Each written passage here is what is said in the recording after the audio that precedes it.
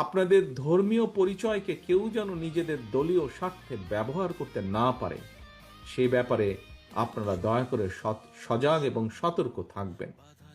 নিজেদেরকে অবশ্যই সংখ্যালঘু ভাববেন না। একজন বাংলাদেশী হিসাবে এই স্বাধীন বাংলাদেশে আপনার, আমার, আমাদের সবার অধিকার সমান। ব্যক্তি কিংবা দলীয় স্বার্থ নয়। বিএনপির কাছে অবশ্যই দেশ এবং জনগণের স্বার্থই সবচেয়ে অগ্রাধিকার। এজন্যই কিন্তু আমরা একটি কথা বলি, আমার আগে আমরা, আমাদের আগে দেশ, সবার আগে বাংলাদেশ। আমার আগে